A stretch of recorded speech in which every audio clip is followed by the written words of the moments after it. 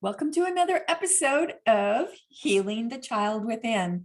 Today, we're going to talk about opposite thinking. So, if you've ever had a struggle, something you're struggling with, and you can't seem to get out of it, you're like, there's no end to this. I don't know what's going on. Then stay with me. So, opposite thinking, this is, I guess, a made up term. It's a Nancy word, a Nancy term. And I started using this years and years ago when I when I started understanding the spiritual expansion of me. And I started realizing that if everything that I believe is a thought that I think over and over and over again, well, when something seems to not be going my way, don't I have the opportunity to think differently or think opposite? And that's where the opposite thinking came in. And it served me well for years and years and years. And I love sharing it with people. I love teaching people how they can put this into place, this opposite thinking. So, what does that mean? Okay, so you know that everything is contrast, right? Everything is contrast. So, whether you're feeling really positive or whether things feel like they're really negative in your life, there's a contrast to everything. There's an opposite. Everything has its opposite. So if you are mired in something negative that you want to step out of, something that you're focusing a great deal on, spending a great deal of energy on this negative thought or struggle or experience or person, and you want to shift the experience from negative to positive, you can start doing that with opposite thinking. So as an example, let's just pick a person, okay? Let's say there's a person in your life who brings you drama, grief, strife. Remember, I've taught that is called a noble friend. That's a Buddhist saying called noble friends. And the Buddhist saying of noble friends are those people who come into our life to bring us grief, strife, frustration, and they are there to teach us contrast, right? Because you can't know what you want until you know what you don't want. And the reason for that, I shouldn't say you can't. Most people don't, simply because we concentrate more on what we don't want than what we do want, right? We're constantly thinking like, oh, I don't want it to rain on my birthday. Oh, I don't want my boss to be in a bad mood today. Oh, and so we're always thinking about what we don't want.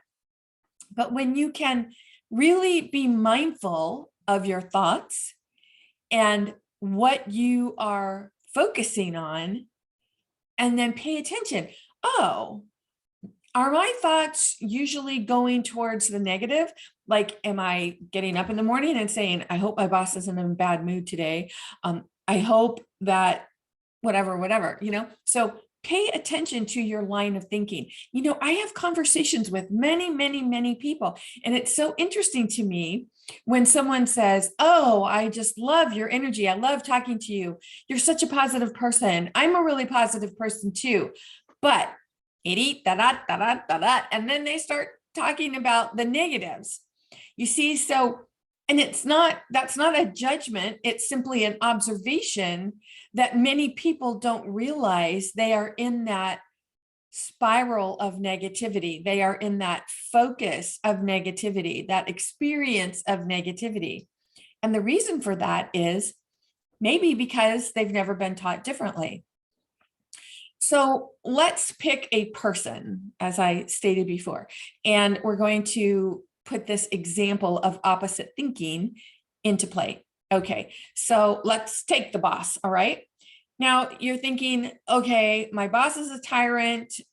He's always, or she is always in bad mood, always picking on me, always blah, blah, blah, blah. Okay, so what you want to do for this is sit down and make a list about your boss. These are all of the things that I don't like about my boss. These are all of the things that I am, basically, you're judging, right? You're judging your boss, and you are displeased with this personality or this the choices that this boss makes towards you, around you, and about everything.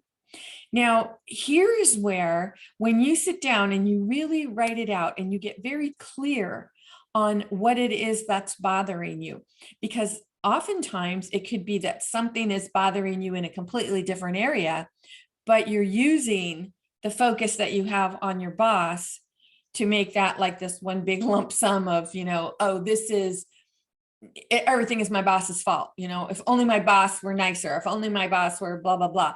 And so we're using that as an excuse not to take 100% responsibility for where we are in our life, for our choices, for our thoughts. So if we take this person and we write down everything that we believe is wrong with that person and everything that we believe would be better if only the boss would make these changes, you'll be amazed at your list. You'll be amazed at what comes out of this. And the cool thing about this is that when you really, if you focus on this, if you really, truly, put your time, energy, and focus in this, you'll be amazed at what comes out. And you're like, whoa. Now, when you start thinking about all of the negative things that you see about your boss, now, of course, remember, everything has an opposite, right? So if we're going to do opposite thinking, we want to think about the opposite for the boss. Now sit down and make a list of all of the thoughts, experiences that you feel are positive about your boss. Just let it fly, like, well, my boss is really conscientious. My boss is, really great at team events, whatever it is that you feel your boss is really good at. So you want to get that list of everything that you feel is negative and then create an opposite for it so that you can start thinking opposite. So if you say, my boss is a tyrant, okay, well, that's a very broad statement, right? Why is your boss a tyrant? What is it that you believe about your boss that you feel, there needs to be some changes? And pretend like you have the opportunity to have your boss in front of you and you can just, whatever it is that you're writing down, let it fly. Like you are saying this to your boss, you're getting it all off your chest. You're like, I think X, Y, and Z. And if only you would A, B, and C, then everything would be elemental B, whatever it is. But you have to get it out of you. You have to be very clear on the negativity, why you're feeling the negativity, why you're experiencing the negativity, what you believe to be true around all of this. Because most of us don't really go deep enough. Most of us generalize. Oh, my boss is an idiot, whatever. But, okay, that's a very broad statement. Oh, my boss is a tyrant. Okay, that's a very broad statement. But remember, whatever it is that you are attracting, because you are attracting that is your opportunity to attract the opposite or the contrast if this is no longer serving you. Now, here's the rub on this part, because if it's your boss, changes might mean a change of position, a change of departments, a change of companies. And that's where the fear sets in, doesn't it? And remember, I love sharing this, that everything comes from two choices, love or fear. That's it. We're either making choices from love and light, or fear, a fear-based choice. And a fear-based choice is because it's based on a belief, right? Something that you were taught or intuited as a child, and you grabbed onto that and you took it as gospel, as your faith, as this is what's true. This is the way that life is. And you've carried it with you and you're still holding on to it. And your adult self is making choices based on those beliefs. Everything is about what you believe, right? And you can do opposite thinking. You can do opposite beliefs. You can do opposite of everything because there is an opposite for everything. Everything has an opposite. So to get back to the example, if you're thinking about your boss and you're making this list, you can put it in the form of a letter. Dear boss, I think you are a tyrant. And I think you are a tyrant because, and when you are being a tyrant, you make me feel. You see, you need to break it down. You need to go very deep if you want this to really work, because if you're truly ready to free yourself from this energy, this vibration that's going on between you and your boss, you must be ready to do the work. And that's the only thing that's going to make a difference, because most people wait for the other person to change. Most people think, okay, as soon as my boss stops being a tyrant, my work will be perfect and I will be so excited to show up to work every day. You see, but that's not the way it is. Remember, everything is an inside job. This isn't about waiting for someone else to change so that your life is happy. This is about taking responsibility and making the changes within you that you want to see happen.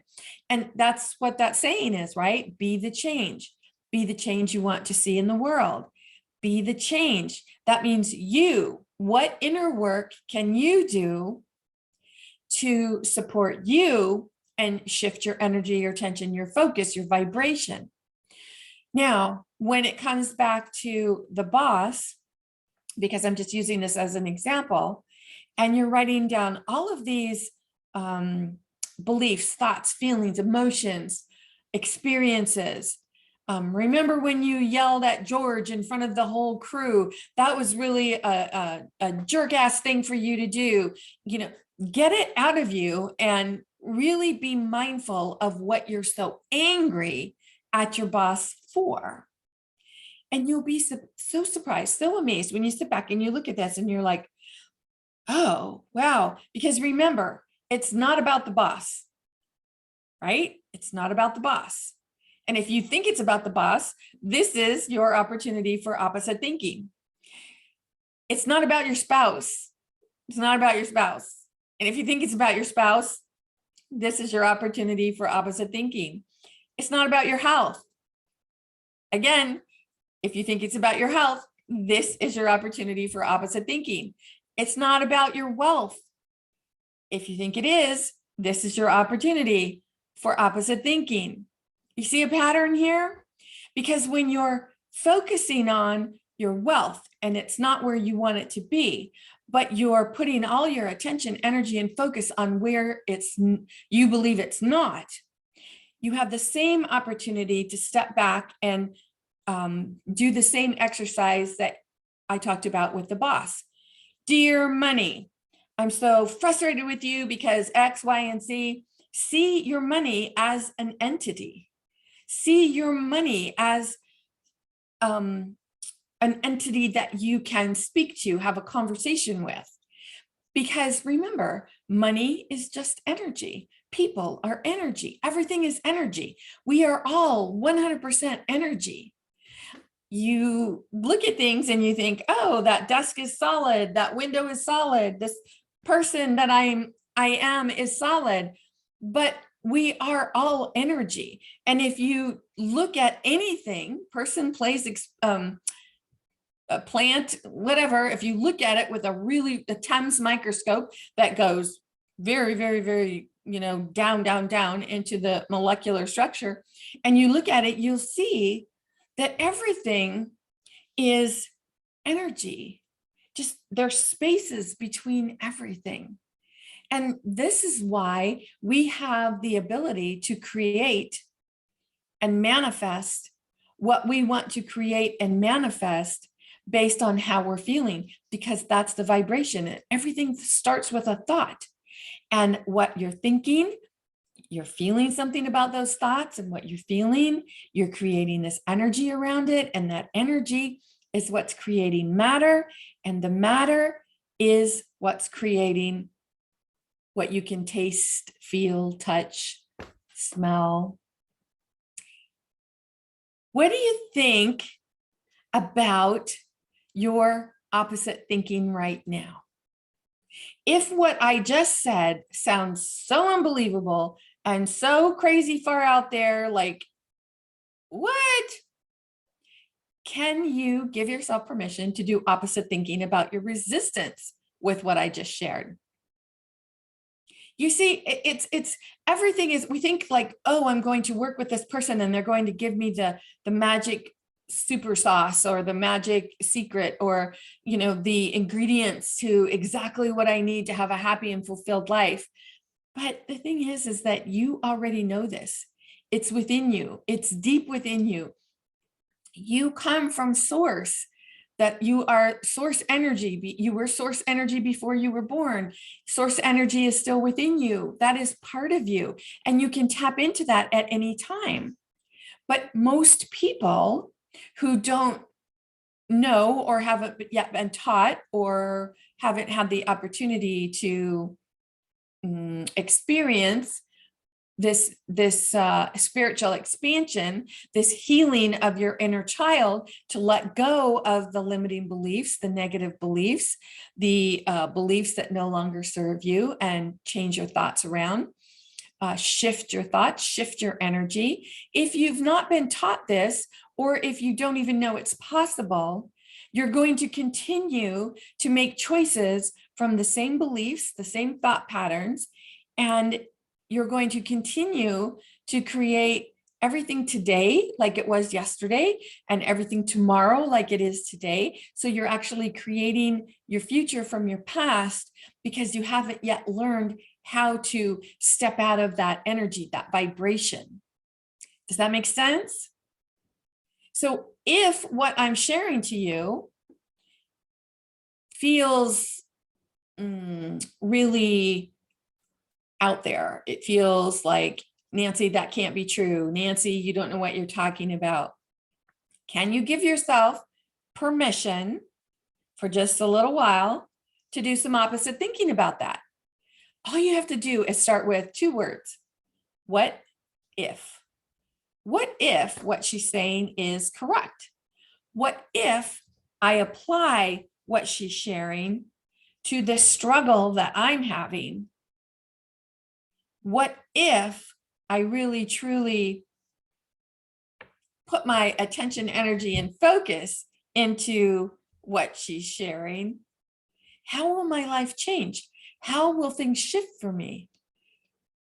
What's going to be different? So again, the first thing that you want to do if you want to step out of the struggle is define the struggle.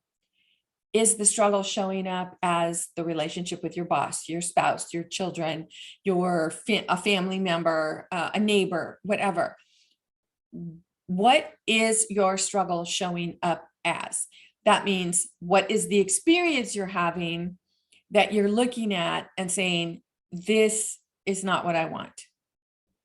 Because remember, as soon as you can identify it, as soon as you can be very crystal clear on what you don't want, that's where the magic happens, because you know there is an opposite for everything. So if you say, I don't want to work for a tyrannical boss, score, awesome, fabulous, because that means there are bosses out there who are not tyrants. They're out there. You just don't happen to be working for one at this moment. So when you start concentrating and putting all your attention, energy, and focus on the ideal boss, the boss that you really want to work with, the boss who is not a tyrant, now when you start focusing that, you'll start saying, oh, imagine what it would be like to work with a boss who's not a tyrant, to work with a boss who smiles and says good morning, to work with a boss who isn't stressed out. Now remember, this isn't about judging your boss, because no one knows what someone else is going through, right? We never know what someone is dealing with. And just like you're dealing with this struggle, you don't know what struggle your boss is dealing with. And people who hurt others, because we've got to push it someplace, correct? We're like, well, I don't want this, or this is too much, or I'm feeling this. And so we dump it on others. And it rolls downhill, right? It just keeps rolling downhill. This is what tends to happen. And it becomes cyclical until someone learns to break the cycle, right? It's what I've always maintained for years and years and years. Abused children, there are studies that show that abused children become abusive parents, and then that cycle continues until someone learns generationally to break the cycle. It's the same thing. The cycles happen whether it's abuse, trauma, neglect, whatever negative experience it is. That cycle will continue because you're used to it. You're used to feeling that. And when you're used to feeling that, you go to bed every night thinking about what it feels like to be in that minutia. You wake up every morning remembering what it felt like to be in that minutia. And that's how you start your day. And then your day just spirals from there. And then the next day and the next day. So do you see how you continue to create your future from your past unless you learn to break the cycle in your present? And you can learn to break the cycle in your present when you practice this opposite thinking. And this works with every single thing you're struggling with. Anything that you see as a conflict, anything that you see as a problem. You can start by saying, okay, I see this as a horrible situation. Then you know there has to be the opposite of that, because everything has an opposite. And if I sound like I'm repeating myself, I am, because I want to stress this opposite opportunity in different ways for you to grasp. Now, let's talk about your health. Let's say that there's something about your health that you want to change, and you say, I can't stand this, I can't handle this anymore, blah, blah, blah. So what are you doing? You're concentrating on the dis-ease, the ill health, the unhealthy. That's what you're concentrating on. And that's where your focus is. And that's where your vibration is. Rather than saying, oh, okay, I don't want this anymore. Now you might say, I don't want this anymore, but you're concentrating on what you don't want. Pay attention to where your attention, energy, and focus goes, because that's where you're vibrating. And if you're vibrating on a level of what you don't want, you're going to attract more of what you don't want. That's law of attraction, right? Remember, law of attraction is working continuously, 24/7, whether you're aware of it or not. And you're constantly using it, whether you're aware of it or not. It's like gravity. You don't wake up one day and say, I think I'll just float around today. I'm not going to do gravity. No, gravity is universal law. Law of attraction is universal law. You don't wake up one day and say, oh, I'm just going to not experience the things I don't want to experience. It's a great plan, but you have to know what your thoughts are behind it. You have to know what your beliefs are behind it. You have to know what your feelings, emotions, your vibration, your energy, your focus. You must know what you're focusing on at all times. And if you keep in mind that everything is energy, then you'll remember, okay, so there's a vibration to this. And that vibration, that energy, that has to do with your feelings. Your feelings and emotions are driving the bus of your life. Wherever life is taking you, your feelings and emotions are driving you there. So what are you thinking about that boss or that spouse or that family member or that friend or that experience or that situation? What are you thinking about it? And whatever you're thinking about it, that's where you're vibrating. Pay attention. And remember, if you're waiting for the other person to change so that you can have more peace inside of you, so that you can feel more comfortable, happier, joyful, whatever it is that you're looking for, if you are waiting for the other person to change, you're giving your power away, because basically what you're saying to yourself is, I'm going to sit here and I'm going to wait until that other person makes the shift, makes the change, does something different for me to have peace in my mind, peace in my heart, happiness, joy, love, abundance, prosperity. And you know what? If that other person isn't ready to do the inner work, you're going to be waiting a really, really long time. And then here's the great news. You are not responsible for another person. I think so many women, especially, we feel responsible for others, especially depending on, what we were taught as children. Like, okay, you're the girl, you serve others, you've got to be there for others, you've got to take care of your family, you've got to make sure everybody's needs are taken care of. You're so used to putting the needs of others before your own that it feels, and I'm doing this in air quotes, wrong to put yourself first. And when I say wrong, there's no right or wrong. There's no good or bad. It's only how you feel. But if you're used to putting the needs of others before yourself, and then you're starting to shift opposite, right? Think opposite and make that contrast, it can feel uncomfortable. And it's not just about stepping out of your comfort zone. It's about also your known zone. Now, if you Google that, that's a Nancy word, that's a word that I've been using for years and years, but your known zone is that part of your mind where if you do X, Y is going to be the outcome. So you stay in that known zone because that's what makes sense to you. It's kind of like a bird in the hand, right? Ooh, I don't want to let go of what I have because I don't know if I'll ever have more. And that's lack mentality. That's where lack mentality comes from. There are infinite resources, infinite, never ending, expanding, always expanding. And remember, you have the ability to attract to you what you really, really desire. But if you're always concentrating on what you don't want, then you're going to attract more of what you don't want until you start practicing opposite thinking.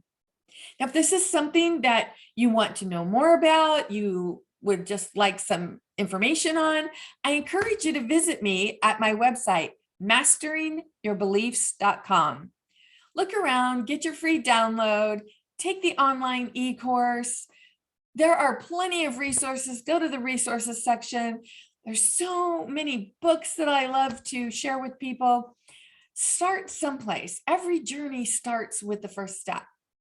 And if you want to make these changes in your life, if you want to step out of the struggle that you're dealing with, then that begins with opposite thinking. Because as long as you're focused on what you don't want, as long as you're thinking about the tyrannical boss or the impossible spouse or the balance in your checkbook, whatever, as long as you're thinking about what you don't want, that's where your attention, energy, and focus is going to be.